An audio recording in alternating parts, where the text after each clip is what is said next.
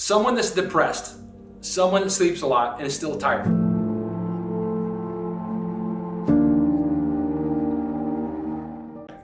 So my first thing would be this. I would ask the body, because the body never lies. That's what I do. You give me those symptoms, I don't go, oh, I definitely would do this and this and this and this. I'm gonna tell you things I would look at, right? I don't know that this would be it. I'm saying I would evaluate by asking the body. And that's some of the stuff I do with my TFT, targeted frequency therapy. As I'll go in there and I'll evaluate the body to tell me what am I gonna work on. So for instance, I had a guy come in that was having kidney failure. And in doing the testing, his body didn't want me to treat his kidney failure first. He wanted me to treat his liver, some emotional stuff, and stuff with his thyroid. I have no freaking idea why, but that's where it went. Second visit went to his gut and went to his adrenals. And then third visit finally came to his kidneys. I don't know why, I can't tell you that, but I can tell you what, he's doing better. He was at Mayo Clinic for 1.5 years and wasn't getting better. And he was gonna be put on a kidney transplant list, but he just refused to. He wanted to see somebody like me to see what I could do. And so that's, I'm telling you right there, but you go where the body tells you to go, you get your ego out of the way, and you walk through the door and you go, Lord, lead me, right? Or universe, whatever you call it, but I believe in God. So lead me to where I need to go to help this person to be the very best they possibly can be, and let me get out of the way. Because that might seem crazy. You go, man, they're coming with this and this and this, and I'm not treating any of that. But you just tell the patient, I'm gonna go where your body tells me to go, because it's way smarter than I am, right? I know anatomy and physiology better than you do, yet I don't know your body better than you do. And that's where we go wrong as doctors, because we think that we have to know more than you know. Well, first of all, I know anatomy, physiology better than you, I just don't know yours better than you, right? And so my thing would be, I'll tell you a couple things I'd look at, and here's why. See, that's the other thing. I don't just brutally memorize things. I look at things and go, why would I go there? I look at the gut. So I look at the gut because I look at neurotransmitters, right? Neurotransmitters, 65 to 85% of all your neurotransmitters are produced where? In your gut. They're found in your brain, and some of them are produced there, but most of them are produced in the gut. So if you just look at today's society, we have more depression than we've ever had, and we have more overweight folks and more obese folks than we've ever had. And where do I think that stems from? It's not the only thing, but one of the big things is going to be our gut. Why? Because we allow so many processed foods. We allow glyphosates in our food. We allow toxins, mycotoxins into our food. We allow toxins and mycotoxins into our environment every day. We allow crap into our water, literally crap into our water. Within seconds, blooms of rainbow-colored slime bubble to all kinds of chemicals, birth control pills and stuff like that into our water. High levels of estrogen in the water. We are using the water, wastewater that's not been treated at all with it has lots of glyphosates on golf courses. We're starting to see in Arizona, lots of athletes are having problems that are golfing a lot because it's the glyphosate that they're using for weed killer on the golf courses, along with all the other chemicals and chemistry they're using to keep the grasses green. They look great, but terrible for your body. Probably should be playing golf in a hazmat suit, just saying. Hazmat suit. That stands for Hazardous Materials Men's Suit Wearing. Okay, so if you have depression, and I know a lot of people do, I wouldn't just focus on nutrition. One of the things I would do is the first thing I would do is in the first 30 minutes of every morning, I don't care where you live, I'd get in the sunshine. I'd get in the sunshine. I'd get light exposed to my eyes. If I had depression, I would do the seasonal affective disorder people, I would do the full spectrum light, and I'd get in front of that for half an hour to an hour every single day, if not multiple times a day. I would do my homework with it. I would do my business work when I got home, or if I'd take it to the office, or I'd have one at the office and one at home, or I'd take it back and forth if that's what you need to do, because those types of full spectrum lights really, really light up your brain. I would do a Viome test on my gut to see what's going on with my gut. I would do a food sensitivity panel through, let's say, Immunolabs to see what's going on with my gut there. As far as what foods am I sensitive to? What foods am I not sensitive to? What foods does my body like to use? What kind of foods does my body go, nope, sends up an alarm and it becomes inflammatory. I would do some other testing. I do an organic acid testing in my urine to see what's going on there.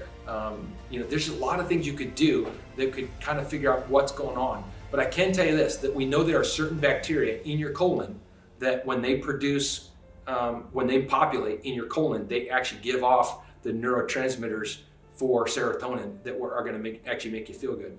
But I also know that it's not always just in the gut, because things like vitamin B6 and tyrosine go together to help make neurotransmitters like norepinephrine. So if your energy is really low and you don't have B6, you can't make norepinephrine. You can't make the adrenaline to get yourself going. And there's other pathways like that. If you know what the precursors are, you could go ahead and supplement some of those things. But my thing is, do lots of things. I believe a lot about what Dave Asprey says when he says, you know what, who cares what it is that's going to make you better? Just like throw the kitchen sink at it and then get better. I mean, it'd be nice to know, like you did one thing, okay, that didn't work, you do a second thing, that doesn't work, you do it. But who the hell wants to wait that long to actually feel better? Because for me, I just want to feel better. And so a lot of times, when it comes to myself, I'll just try lots of different things. And if it works, then I maybe start taking things out because I want to feel better first. And so if I take a bunch of things and I feel better, then I start taking some things out and I go, I started going backwards, then I put that one back in. Oh, I started feeling better again. Then I take that other one out. Oh, that didn't bother me at all. Okay, then I know it's that one. So that's the way I go about it. I might add 3 or 4 supplements at a time. And once I start feeling good, then I'll take one of those out. And if it makes me feel worse, then I know that had something to do with me feeling good. Then I'll take another one out. If that didn't have an effect, I leave it out. And then I'll take another one out. If that has an effect and makes me feel worse again, then I know those 2 I need to keep in there. And then I finally go to that third one, take it out. If I don't have an effect with that, then I know those 2 are the ones I need. That's just kind of the way I go about it. But again, I always come back to listening to the body versus, something I read or, someone tells me what they did. That's great, but that might not work for me. The other thing I would look at is what type of emotional traumas that they had in their past. Could be recent or could be way in the past or could be both, right? And you'd have to address that to figure out what they have going on there. You'd have to look at what kind of quality of sleep are they getting, right? So if their quality of sleep is really poor, it's gonna be hard to recover from anything. So what's the number one thing I can do to improve my health, my performance, feel better, but get better sleep? Well, what's the number one thing that'll be detrimental to my health? Get poor sleep. I know that sounds like a crazy answer. That's crazy talk. But it's true. It's both sides of the coin are true on that. But you always got to come back to, if I'm not getting good sleep, it's not about just getting better sleep and I take all these supplements and I do this regimen and all that. Why aren't I getting good sleep? What could be behind that? I can tell you my own health journey. One of the reasons I think I'm really great at what I do is because, well, I don't think this, I know this, is because I've gone through a lot of trials and tribulations in my own health. And whether that be mental health, whether it be emotional health, whether it be physical health, whether it be nutritional health, like I went through a lot. And because I went through all that, now I can educate my patients, say, you don't want to go where I've been. Like you don't want to be there. If you do some neurotransmitter testing, that's great, your neurotransmitters are off and you might want to supplement with it, but you still gotta come back to and go, well, where's that coming from? Is it coming from a mold infection? Is it coming from glyphosate? Is it coming because my bacteria are not diverse enough in my colon? You gotta figure out where that's coming from. If you can figure that out, that's where it's all at. Like, it always comes back to what's the root of your problem. And you should always be seeking to uncover the truth of where your problems are. Whether that be emotional, whether it be nutritional, whether it be environmental, whether it be physical, psychological, like whatever it is, you gotta be willing to look at that. Otherwise, you're gonna be existing in a lie, L-I-E-F, versus living a life. And for me, I'm always looking to better myself as a father and a husband and a doctor and a friend and for everybody else, but also for myself. I want to be the best version of myself I can every day possible. So I'm always learning new things, which like I told you earlier, it's how I know it's realized and I know that I know this much. It doesn't mean I'm not smart, it doesn't mean that I'm stupid. It just means that I'm always seeking new knowledge and new information, and I'm always reading the research and the literature, and I'm always asking people what are they doing in their practice, and what are some things they've seen.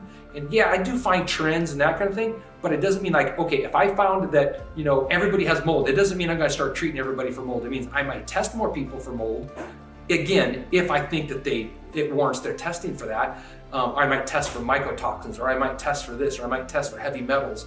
I might do an oat test, which is an organic acid test. I might do those kind of things on people, but I don't do it every single person that walks in the room. It's more of I'm led by what are their clinical symptoms, what are some of the things they're telling me that are important to them, and then what do I think intuitively, and then what does their body tell me when I just listen to their body and I'm doing some of the work that I do in their body. And then I put all that together and go, okay, what is the best game plan for that person?